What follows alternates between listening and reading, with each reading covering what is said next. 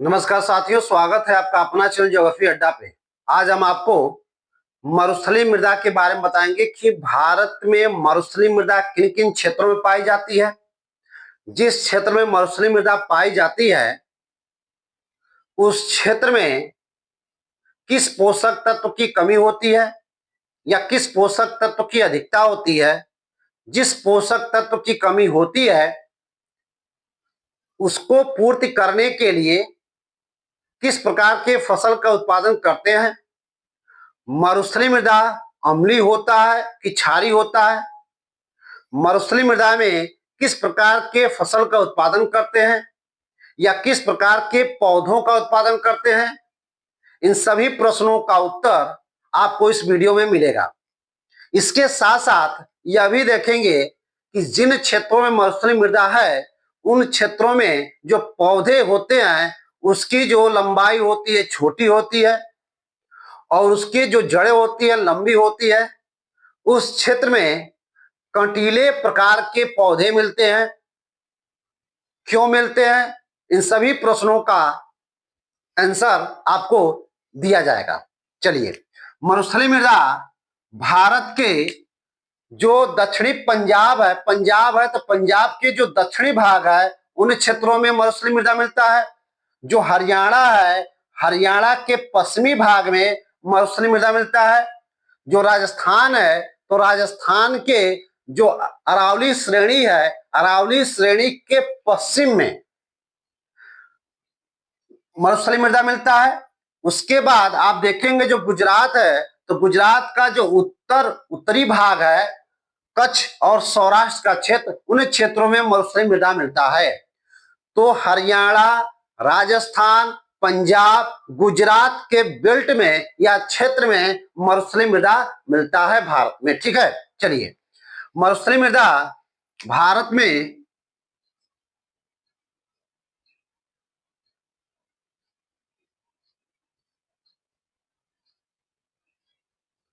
मरुस्थलीय मृदा या मिट्टी मरुस्थलीय मृदा या मिट्टी भारत में मुख्य रूप से भारत में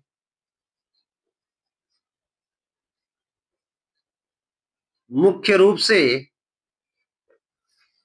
भारत में मुख्य रूप से उत्तरी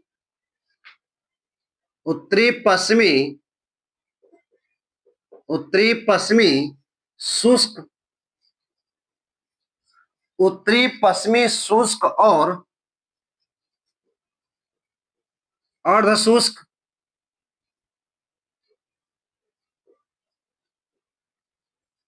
उत्तरी पश्चिमी शुष्क और अर्ध शुष्क के क्षेत्रों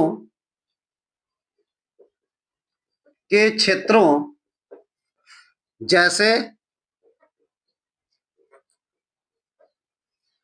राजस्थान में अरावली के पश्चिम अरावली अरावली के पश्चिम अरावली के पश्चिम गुजरात के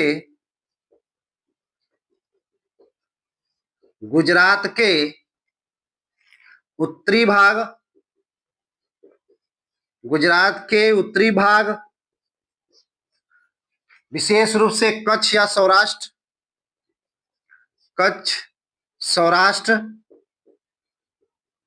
सौराष्ट्र के क्षेत्र में हरियाणा के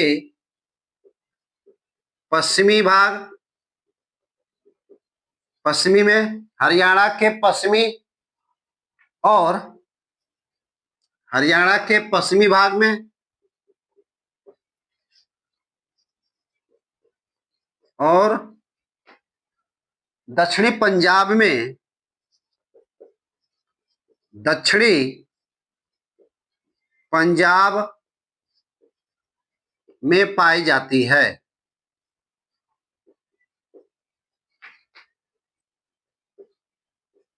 ठीक है, भारत में जो मरुस्थलीय मृदा मिलता है, भारत में मरुस्थलीय मृदा मुख्य रूप से पश्चिमी, ध्यान रखिएगा यहाँ पे, उत्तर पश्चिमी शुष्क और अर्ध शुष्क, शुष्क मीन्स क्या होता है, सूखा हुआ, अर्ध शुष्क थोड़ा बहुत, ठीक। तो शुष्क और अर्ध शुष्क के क्षेत्रों में, और शुष्क और अर्ध शुष्क क्षेत्र किन क्षेत्रों में पाई जाती है, तो राजस्थान में, राजस्थान विशेष रूप से अरावली के पश्चिम में, गुजरात के उत्तरी भाग विशेष रूप से सौराष्ट्र और कच्छ में, हरियाणा के पश्चिमी भाग में, ठीक, हरियाणा के पश्चिमी और दक्षिणी पंजाब में पाई जाती है कौन सी, मरुस्थलीय मृदा। अगर हम सीधा सीधा कहें तो मरुस्थलीय मृदा उन क्षेत्रों में पाई जाती है जहां पे शुष्क और अर्ध शुष्क क्षेत्र मिलता है, और भारत में शुष्क और अर्ध शुष्क क्षेत्र विशेष रूप से राजस्थान, उत्तरी गुजरात, पश्चिमी हरियाणा और दक्षिणी पंजाब में पाई जाती है। अब क्यों पाई जाती है, क्योंकि आप देखेंगे यहाँ पे कि अरावली श्रेणी का जो विस्तार है आपका गुजरात के पालनपुर से होकर राजस्थान होते हुए, हरियाणा होते हुए दिल्ली तक है, यहाँ दिल्ली तक है। तो जो इसका विस्तार है तो इसी के पश्चिम में है। क्यों है, क्योंकि आप देखेंगे जब भी मानसून आता है तो मानसून जब दक्षिण पश्चिम वाला मानसून आता है तो सबसे पहले यहीं पे वर्षा होती है इन क्षेत्रों में, और मानसून जब आता है तो चूंकि अगर इसी अरावली श्रेणी का विस्तार अगर ऐसे होता तो यहाँ पे कहीं न कहीं क्षेत्रों में भी वर्षा ज्यादा होता, लेकिन अरावली श्रेणी का विस्तार ऐसे है तो चूंकि मानसून जब आता है तो सीधा सीधा इससे, इस अरावली श्रेणी से टकरा नहीं पाता है और जाकर के हिमालय से टकराता है, तो इस वजह से इन क्षेत्रों में वर्षा कम होती है। तो यही रीजन है कि इन क्षेत्रों में मरुस्थलीय मृदा मिलता है। फिर बात क्लियर है। चलिए, मरुस्थलीय मृदा, मरुस्थलीय मृदा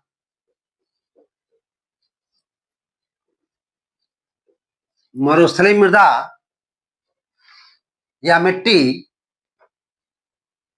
रेत व बजरी से निर्मित है, रेत व बजरी से निर्मित है। मरुस्थलीय मृदा रेत व बजरी से निर्मित है, यानी जब मरुस्थलीय मृदा रेत व बजरी से निर्मित, लवण युक्त, निर्मित है लवण युक्त, निर्मित लवण युक्त, लवण युक्त साल्ट, लवण युक्त होती है, ठीक है। मरुस्थलीय मृदा रेत व बजरी से निर्मित लवण युक्त साल्ट होती है, लवण युक्त होती है। जब बजरी से निर्मित होती है और रेत से निर्मित होती है और लवण युक्त होती है तो इसका मतलब यह है कि कहीं न कहीं यह मृदा कैसी होती है, क्षारीय होती है। तो मरुस्थलीय मृदा रेत व बजरी से निर्मित होती है, निर्मित होकर के लवण युक्त होती है, साल्ट होती है, जिसकी वजह से, यानी यह मृदा या मिट्टी क्षारीय होती है।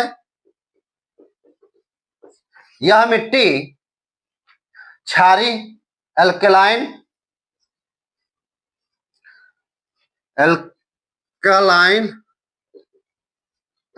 होती है,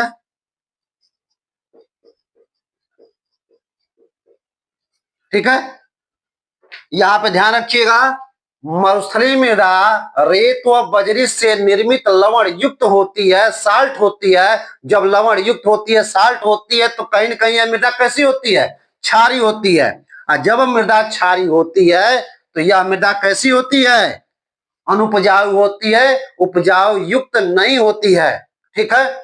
जिस यह मृदा क्षारीय होती है और यह कम उपजाऊ होती है, तो यह मृदा जिसकी वजह से, जिससे यह मृदा या मिट्टी कम उपजाऊ होती है, कम उपजाऊ होती है। ठीक है। मरुस्थलीय मृदा रेत बजरी से निर्मित लवण युक्त साल्ट होती है। जब लवण युक्त होती है तो यह मृदा कैसी होती है? क्षारीय होती है, अल्काइन होती है। और क्षारीय का मतलब होता है कि जिस मिट्टी या मृदा का पीएच मान 7 से अधिक होता है वह क्या होता है?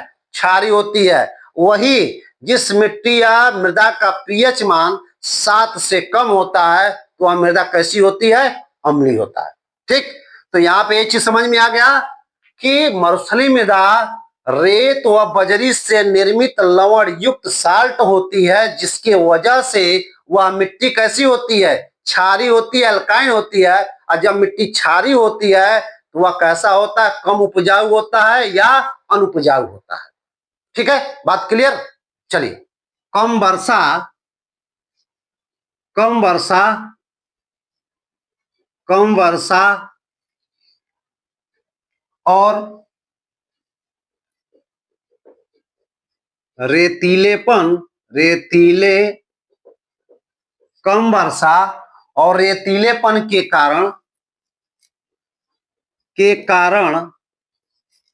रेतीलेपन के कारण इस मिट्टी की जल धारण क्षमता, इस मिट्टी का मतलब क्या है? मरुस्थलीय मिट्टी। इस मिट्टी की जल धारण क्षमता कम होती है, जल धारण क्षमता कम होती है। ठीक है। मरुस्थलीय मृदा चूंकि यहाँ पे वर्षा कम होता है और यह मिट्टी कैसी होती है? रेतीलापन होता है, जिसकी वजह से उस मिट्टी में जल धारण की, जो जल ग्रहण करने या सोखने की जो क्षमता होती है वो क्या होती है? बहुत कम होती है। ठीक है। मरुस्थलीय मृदा में, इस मरुस्थलीय मृदा में मरुस्थलीय मृदा में फास्फेट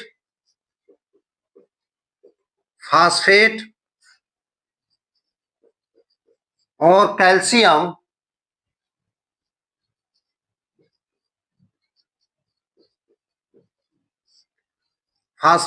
कैल्शियम, जैसे पोषक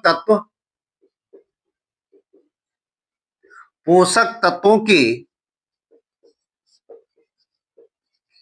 अधिकता होती है।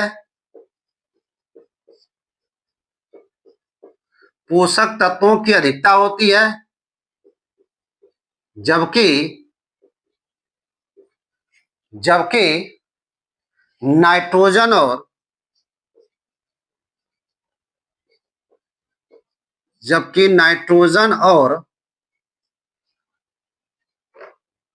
ह्यूमस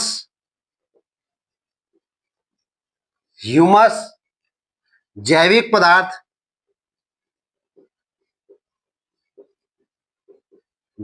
पदार्थ की कमी होती है।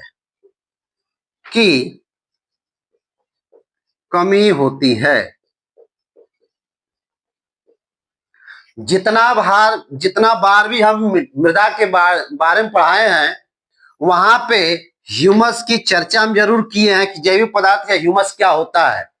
अगर समझना होगा तो इसके पिछले या उसके पिछले वाले वीडियो में आप जरूर देख लीजिएगा। ठीक। तो मरुस्थलीय मृदा में फास्फेट और कैल्शियम जैसे पोषक तत्व की अधिकता होती है, अर्थात अधिक से अधिक पाई जाती है, जबकि नाइट्रोजन और ह्यूमस की कमी होती है। जब नाइट्रोजन ह्यूमस की कमी होती है, तो अब नाइट्रोजन की कमी को बढ़ाने के लिए हमें उस क्षेत्र में किस की फसल करना पड़ेगा ताकि उस जैविक नाइट्रोजन में उसकी पूर्ति हो सके। यानी जिस क्षेत्र में, इस क्षेत्र में जहां पे मरुस्थलीय मृदा पाई जाती है, उस क्षेत्र में नाइट्रोजन की कमी होती है। जब नाइट्रोजन की कमी है तो उसकी पूर्ति करने के लिए कहीं न कहीं हमें किसी प्रकार के फसल का उत्पादन करना पड़ता है ताकि वह नाइट्रोजन की पूर्ति हो सके। जैसे उसकी पूर्ति करने के लिए हमें अल्फा अल्फा पौधा उत्पादन करना पड़ सॉरी अल्फा अल्फा या डाइविन्स या गार्बेंजो या चना इस तरीके की खेती करेंगे ताकि जो है नाइट्रोजन की पूर्ति हो सके। ठीक है। इस मरुस्थलीय मृदा में जो नाइट्रोजन की कमी होती है या जो ह्यूमस की कमी होती है, ह्यूमस की कमी क्यों होती है? दो कारणों से होती है, ध्यान रखिएगा, बहुत जरूरी है। मरुस्थलीय मृदा में जब ह्यूमस की कमी होती है तो दो कारणों से होती है। पहला कारण यह है कि वहां पे कम वर्षा होती है और कम वर्षा होने के साथ साथ वहां पे उच्च तापमान होता है। तो जहां पे उच्च तापमान होता है और कम वर्षा होती है जिसके वजह से उन क्षेत्रों में ह्यूमस की कमी होती है। पहला पॉइंट। अब देखेंगे कि जो नाइट्रोजन की कमी होती है उस नाइट्रोजन की कमी को पूर्ति करने के लिए हमें किस प्रकार के फसल का उत्पादन करना पड़ेगा। ठीक है। तो इस मिट्टी में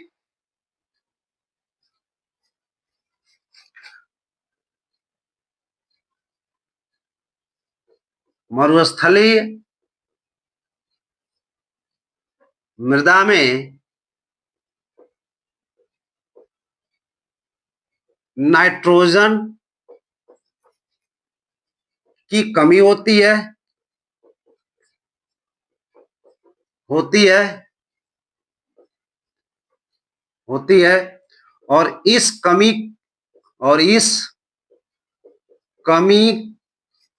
की पूर्ति करने के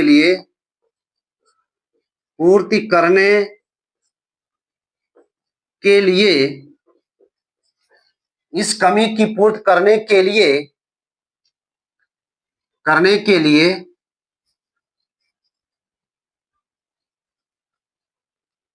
alpha alpha alpha alpha alpha alpha ड्राइविन्स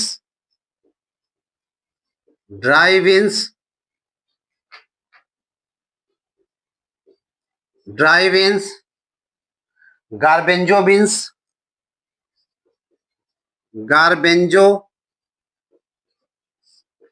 beans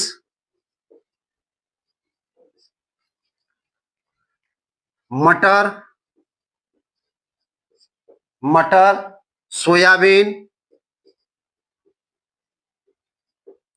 soybean उड़द चना आदि की खेती करते हैं।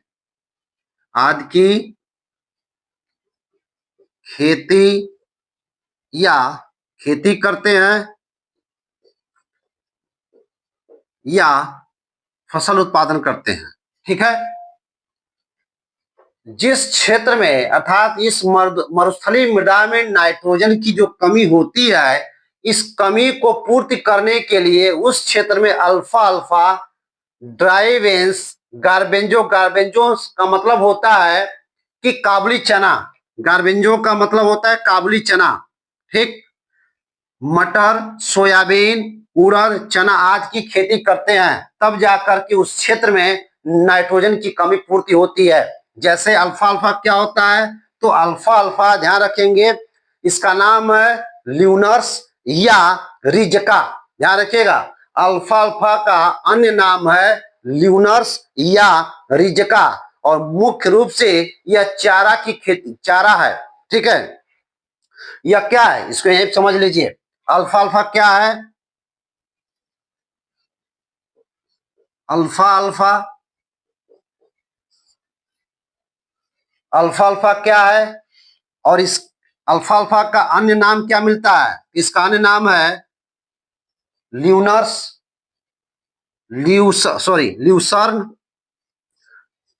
अल्फा अल्फा का नाम है ल्यूसर्न। अन्य नाम क्या है? ल्यूसर्न रिजका।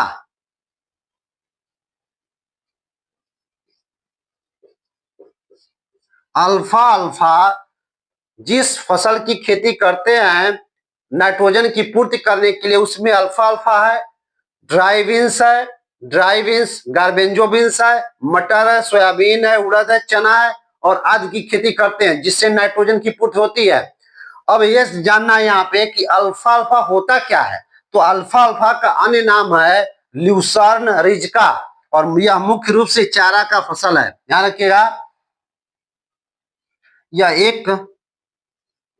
यह एक उच्च गुणवत्ता युक्त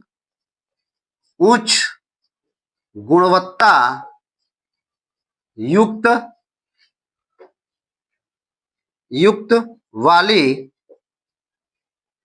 या उच्च गुणवत्ता युक्त वाली बारहमासी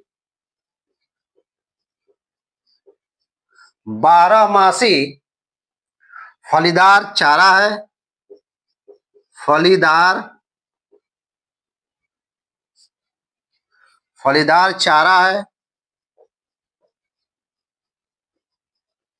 फलीदार चारा है। इसे चारे की रानी भी कहा जाता है। इसे चारे की रानी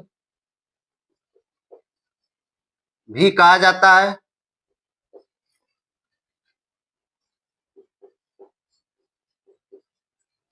इसे चारे की रानी भी कहा जाता है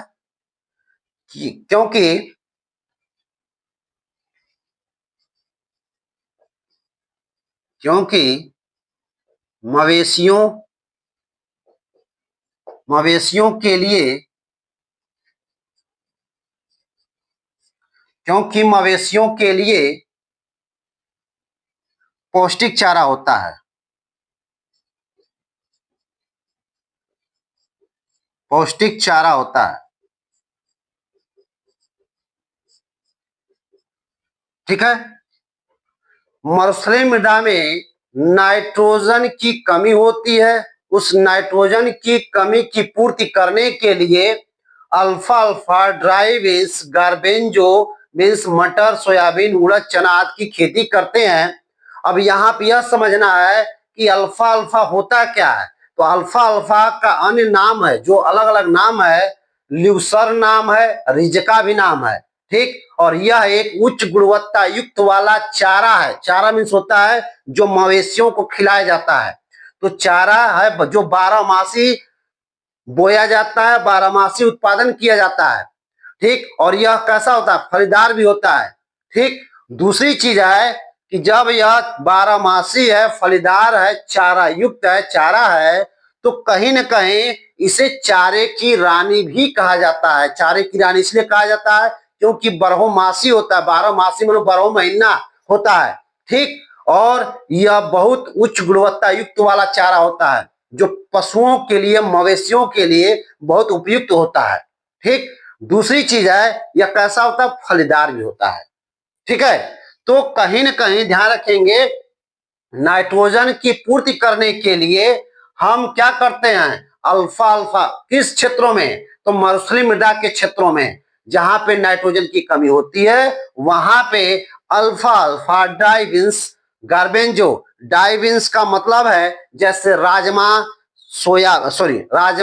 लोबिया, काला चना, इसका उत्पादन करते हैं। उसी उसी को हम क्या बोलते हैं, डाइविंस बोलते हैं। गार्बेंजो बीन्स का मतलब होता है जो काबुली चना होता है।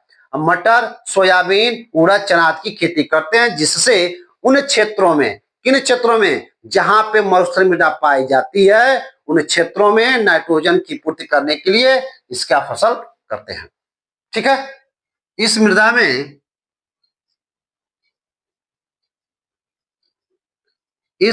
में मोटे अनाज मोटे अनाज मोटे अनाज विशेष रूप से ज्वार, बाजरा,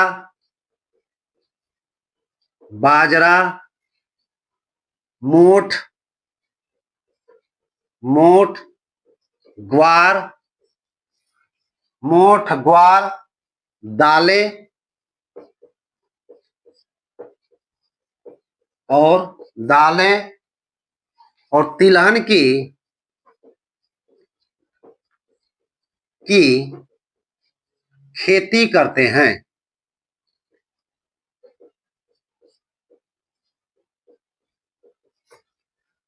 मरुस्थलीय मृदा में मोटे अनाज में विशेष रूप से ज्वार, बाजरा, मोठ, ग्वार, दालें और तिलहन का उत्पादन करते हैं या खेती करते हैं।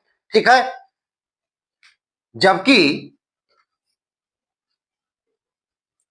जबकि इस मरुस्थलीय मृदा के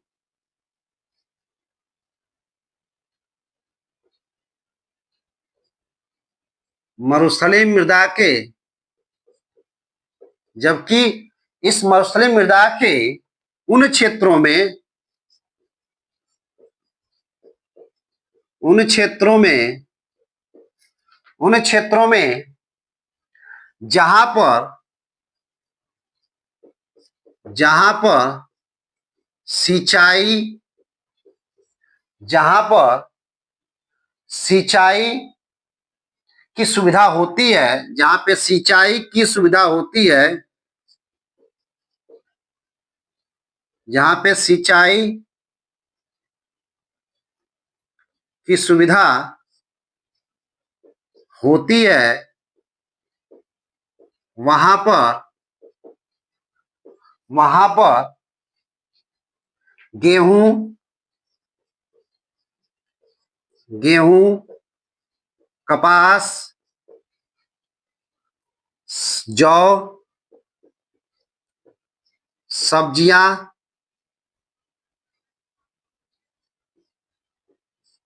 सब्जियां और तरबूज खरबूजा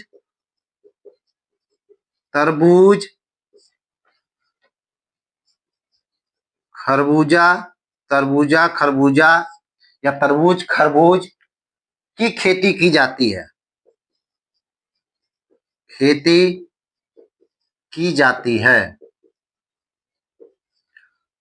कहने का मतलब है कि मरुस्थलीय मृदा में जो मोट किसकी फसल की जाती है, तो मरुस्थलीय मृदा में मोटे अनाज में विशेष रूप से ज्वार, बाजरा, मोठ, ग्वार, दालें और तिलहन की खेती की जाती है। इसके अलावा अगर उस क्षेत्र में पानी की सुविधा है, पानी खेतों में पानी चलाने की सुविधा है, तो उस इस मोटे अनाज के अलावा भी जहां पे पानी की सुविधा है वहां पे हम क्या कर सकते हैं, गेहूं, कपास, जौ, सब्जियां, तरबूज खरबूज की खेती भी कर सकते हैं या करते हैं। ठीक है। एक लाइन में कहें तो मरुस्थलीय मृदा में जहां पे पानी की सुविधा नहीं है वहां पे मोटे अनाज विशेष रूप से ज्वार, बाजरा, मोठ, ग्वार, दालें और तिलहन की खेती करते हैं। इसके अलावा अगर सिंचाई की सुविधा है, पानी की सुविधा है, तो वहां पे हम कहीं न कहीं गेहूं, कपास, जौ, सब्जी, तरबूज खरबूज की खेती करते हैं। जिसमें कम पानी की आवश्यकता होती है वह उसकी भी खेती करते हैं, और जिसमें अधिक पानी की आवश्यकता उसकी भी खेती कर सकते हैं। ठीक है।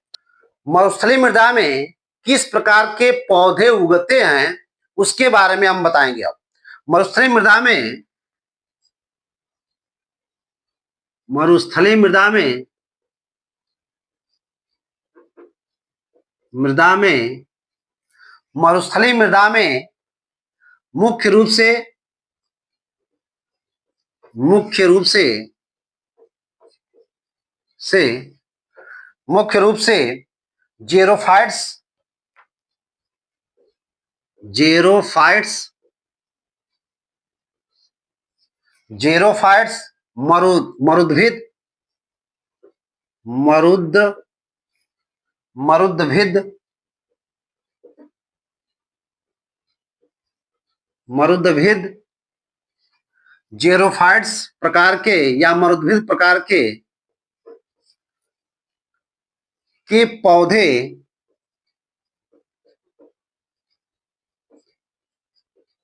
उगते हैं जो कम पानी जो कम पानी और उच्च तापमान में भी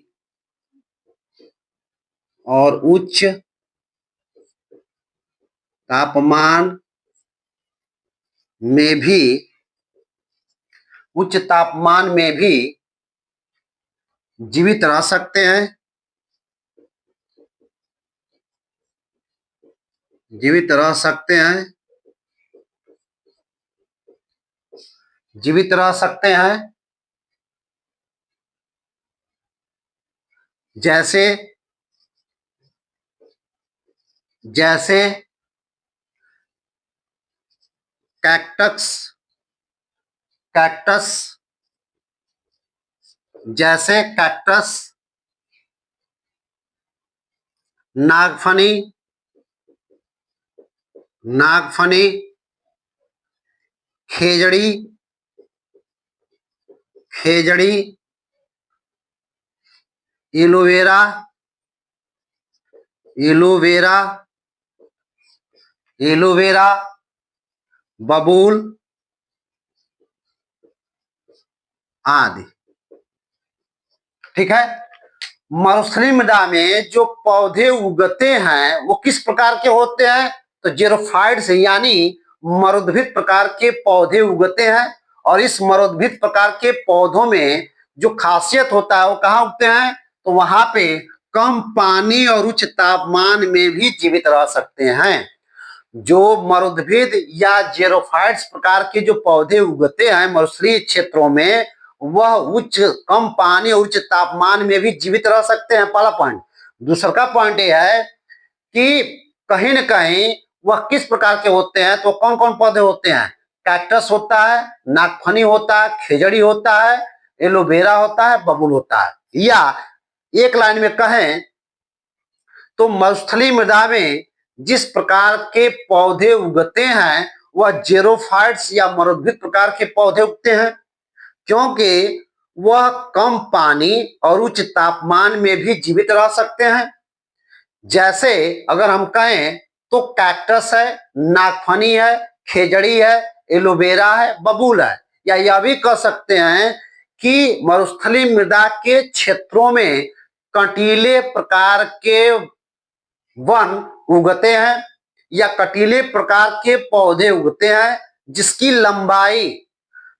लंबाई बहुत कम होती है, लेकिन उसकी जड़ों की लंबाई बहुत ज्यादा लंबी होती है। उसकी जड़ों की लंबाई क्यों लंबी होती है? क्योंकि पानी की खोज में वह कहीं न कहीं उसकी जड़ें बहुत लंबी, बहुत गहराई तक फैल जाती है, जबकि जो उसकी पौधे की जो ऊंचाई होती है बहुत कम होती है। और मरुस्थलीय क्षेत्रों में जो पौधे उगते हैं वह कटीले प्रकार के होते हैं। ठीक है। तो ध्यान रखिएगा कि मरुस्थलीय मृदा के क्षेत्रों में किस प्रकार के पौधे पाए जाते हैं? तो जेरोफाइट्स या मरुद्भिद प्रकार के पौधे पाए जाते हैं।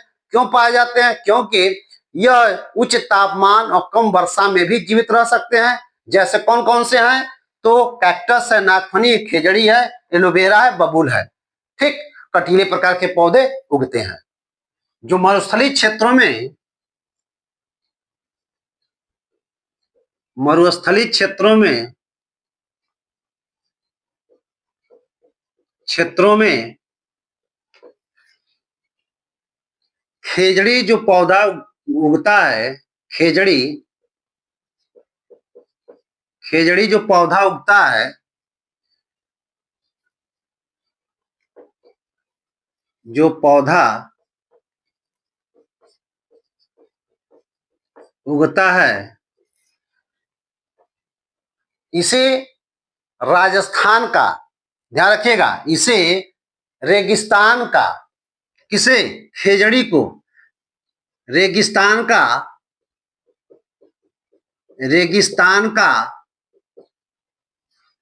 रेगिस्तान का कल्प वृक्ष भी कहा जाता है। कल्प वृक्ष वृक्ष भी कहा जाता है।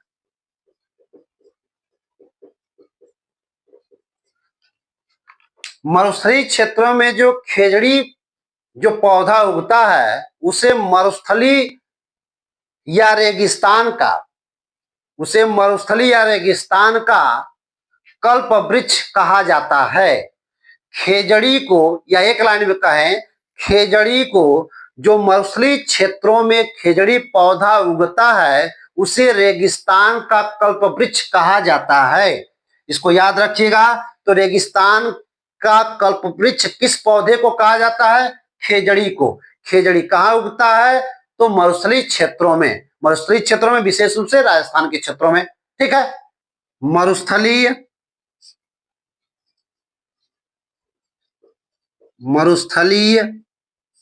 या पोषक तत्वों की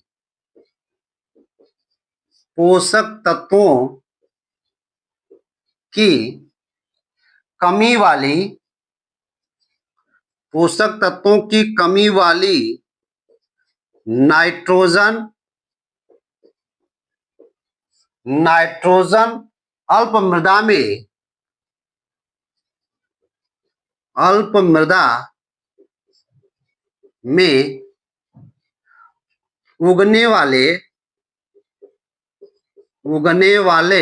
अल्प मृदा में उगने वाले प्रमुख कीटभक्षी पौधे भी मिलते हैं।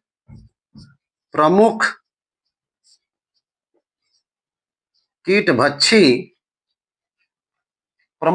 कीटभक्षी पौधा भी मिलता है।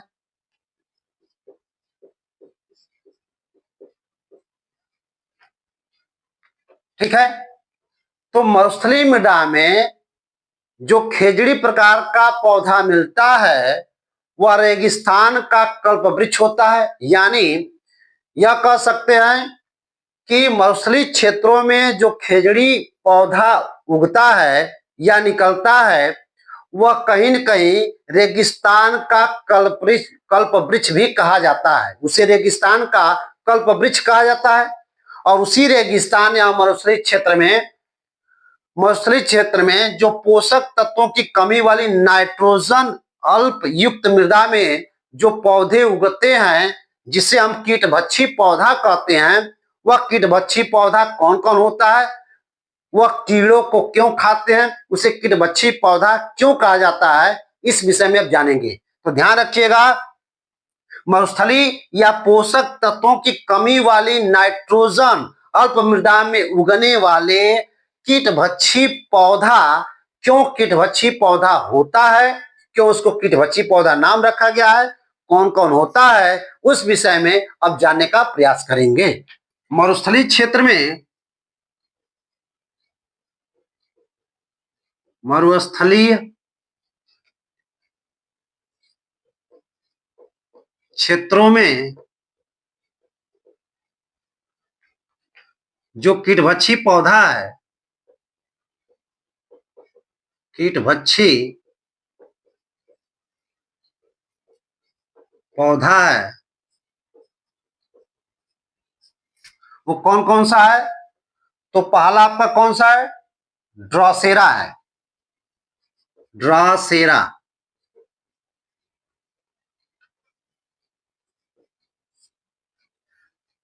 कीटभक्षी पौधा जो मिलता है पहला कौन सा है? ड्रोसेरा है। इसकी खासियत क्या है इस ड्रोसेरा की? इसकी पत्तियों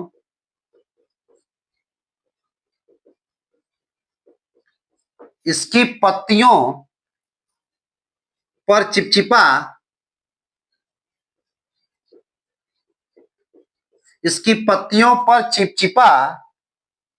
बाल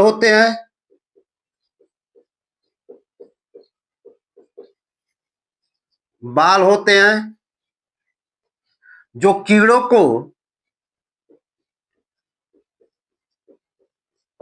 को चिपका लेते हैं।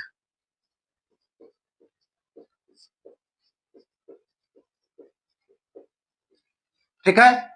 मरुस्थलीय क्षेत्रों में जो कीटभक्षी पौधे पाए जाते हैं वह कीटभक्षी पौधों में पहला जो पौधा है वो कौन सा है? तो ड्रोसेरा है। ड्रोसेरा। और इसकी खासियत क्या है? इसकी खासियत यह है कि इसकी पत्तियों में चिपचिपा बाल पाया जाता है, जिससे जो कोई भी कीड़ा मकोड़ा उसके पत्तियों पर बैठता है तो चिपक जाता है, और चिपकने के बाद वह पौधा क्या करता है, अपने नाइट्रोजन की पूर्ति कर लेता है। ठीक है, चूंकि इस ड्रासेरा पौधा क्या होता है कि कहां पे उगता है, जहां पे नाइट्रोजन की कमी होती है उन्हीं क्षेत्रों में यह कीटबच्ची पौधा उगते हैं, और अपने नाइट्रोजन की कमी को पूर्ति करने के लिए क्या करते हैं, अपने पत्तियों पर चिपका लेते हैं, और जिससे इनकी क्या हो जाता है, नाइट्रोजन की पूर्ति हो जाता है। पहला यह है। दूसरा अगर क्या है, यूट्रिकुलारिया। यूट्रिकुलारिया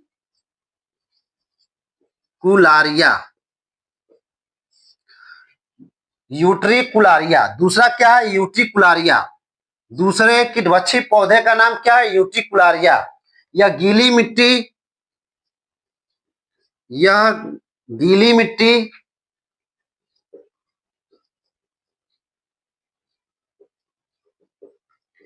यह गीली मिट्टी या पानी में उगता है,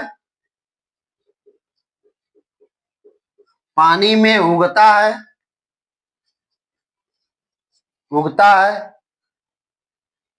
जो थैली जैसे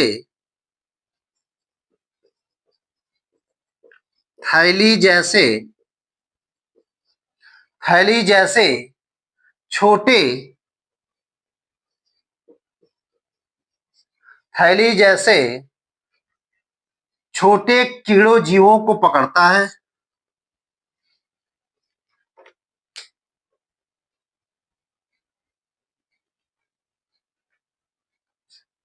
जो थैली जैसे जाल से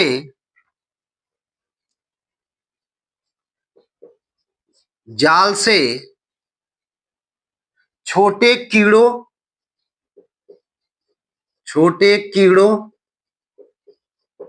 या मकोड़ों को या जीवों को, कीड़े या मकोड़ों या जीवों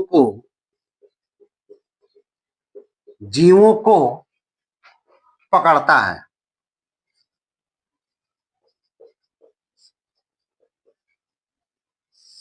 ठीक है, दूसरा जो कीटभक्षी पौधा है उसका नाम है यूट्रिकुलारिया। यह क्या होता है, यह उन क्षेत्रों में उगता है या निकलता है जहां पे क्या होता है, गीली मिट्टी होती है या जल होता है। गीली मिट्टी या जल होता है लेकिन वहां पे नाइट्रोजन की कमी होती है, उन क्षेत्रों में यह उगता है। और यह क्या करता है कि यह जब निकलता है तो इसका आकार एक गोलाकार होता है, जिसमें चिपचिपा लेयर लगा रहता है, जिसके वजह से कोई भी कीड़े मकोड़े अगर आते हैं तो उसमें चिपक जाते हैं, और उसको खा करके क्या करता है, नाइट्रोजन की पूर्ति करता है। तो इसकी खासियत जान लीजिएगा यूट्रिकुलारिया का, कि यह गीली मिट्टी वाले या पानी वाले क्षेत्रों में उगता है, लेकिन वहां पे क्या होता है, नाइट्रोजन की कमी होती है, और नाइट्रोजन की कमी को पूर्ति करने के लिए चूंकि इसका मुखड़ा गोलाकार होता है और उसमें चिपचिपा लेयर लगा रहता है, जिसके वजह से जितने भी कीड़े या मकोड़े या जीव आते हैं छोटे छोटे, वो क्या होते हैं, उसमें सड़ जाते हैं, चिपक जाते हैं, जिसकी वजह से खा करके अपने नाइट्रोजन की पूर्ति करता है। ठीक, इसके बाद है नेपेंथस।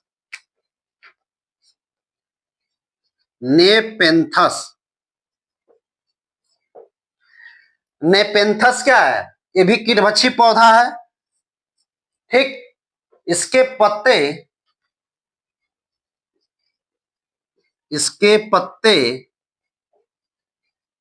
घड़े के आकार का होता है। इसके पत्ते घड़े के आकार का होता है, जिसमें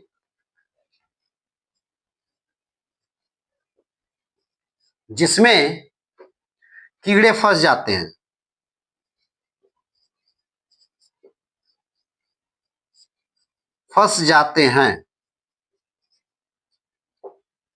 ठीक है, तीसरा आपका कीटभक्षी पौधा जो है वो नेपेंथस है, और नेफेंथस की खासियत यह है कि इसके पत्ते कैसे होते हैं, घड़े के आकार के होते हैं।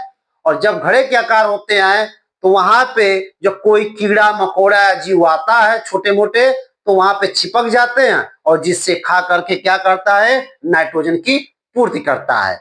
यानी मरुस्थलीय क्षेत्रों में जो पौधे उगते हैं, कुछ पौधे वो क्या होते हैं, कीटभक्षी पौधे होते हैं। वह कीटभक्षी पौधे क्या करते हैं कि जीवों को खा करके नाइट्रोजन की पूर्ति करते हैं। जैसे अगर देखा जाए तो ड्रासेरा है। ड्रासेरा क्या होता है कि इसकी पत्तियों में बाल जैसा चिपचिपा लेयर होता है और वहां पे जितने भी छोटे मोटे कीड़े आते हैं क्या करते हैं, चिपक जाते हैं।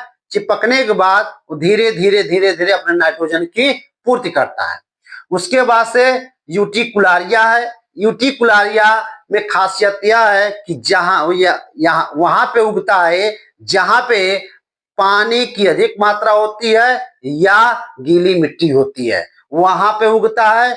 और खासियत यह है कि कहीं न कहीं इसके पत्तों में भी या थैलीनुमा की आकृति होती है, जहां पे छोटे मोटे कीड़े आकर के चिपक जाते हैं और अपने नाइट्रोजन की पूर्ति करता है। जबकि नेफेंथस क्या है, इसके पत्ते घड़े के आकार के होते हैं और उसमें चिपचिपा लेयर लगा रहता है, जिससे छोटे मोटे कीड़े आकर के चिपक जाते हैं और उसके खा करके नाइट्रोजन की पूर्ति करता है। तो आपने देखा है कि मरुस्थली भारत के किन किन क्षेत्रों में पाई जाती है। तो मरुस्थली भारत के अरावली श्रेणी के पश्चिम में राजस्थान में, उसके बाद से पंजाब के दक्षिणी में, हरियाणा के पश्चिमी में, गुजरात के उत्तरी, सौराष्ट्र और कच्छ के क्षेत्रों में क्या मिलता है, आपका मरुस्थलीय मृदा मिलता है। और इस मरुस्थलीय मृदा में आप देखे हैं कि कहीं न कहीं क्या होता है, रेत बजरी से निर्मित होता है। जब रेत बजरी से निर्मित होता है तो इसमें क्या होता है कि यह मृदा कैसी होती है, क्षारीय होती है। जब क्षारीय होती है तो कम उपजाऊ वाली मृदा होती है। इसके साथ में आप ये भी देखे हैं कि यह क्या होता है, मरुस्थलीय मृदा रेतीलेपन के कारण कैसा होता है, तो यह मिट्टी के जल धारण की क्षमता कम होती है, बहुत कम होती है। जब जल धारण की क्षमता बहुत कम होती है, जिसकी वजह से इन क्षेत्रों में नाइट्रोजन और ह्यूमस की कमी मिलती है, जबकि फास्फेट और कैल्शियम की अधिकता मिलती है। नाइट्रोजन और ह्यूमस की जब कमी मिलती है तो उस नाइट्रोजन की पूर्ति करने के लिए कहीं न कहीं हम alfalfa dry beans, garbanzo beans, soybean, उड़द, चना आदि की खेती करते हैं, जिससे वहां पे नाइट्रोजन की पूर्ति हो सकती है। इसके बाद आप देखे हैं कि अल्फा अल्फा होता क्या है। अल्फा अल्फा विशेष रूप से ये क्या है, तो कहीं न कहीं 12 मासी चारा है। चारा का मतलब है कि मवेशियों के लिए यह चारा है। और यह क्या होता है कि यह चारा इसलिए होता है और फलित इसलिए किया जाता है क्योंकि उच्च गुणवत्ता युक्त वाली चारा होती है और यह फलीदार होती है और मवेशियों के लिए होता है। और यह कहीं न कहीं इसमें नाइट्रोजन पाया जाता है, जिससे उस क्षेत्र में मृदा में नाइट्रोजन की पूर्ति करता है। ठीक, उसके बाद से डाई बीन्स के बारे में आप देखें। डाई बीन्स में राजमा है, लोबिया है, काला चना है। इसके बाद आप देखे हैं किस मिट्टी में जो मरुस्थलीय मृदा है, उस मरुस्थलीय मृदा में किस प्रकार के अनाज का उत्पादन करते हैं। तो विशेष रूप से मोटे अनाज में ज्वार, बाजरा, मोठ, ग्वार, दालें, तिलहन की खेती करते हैं।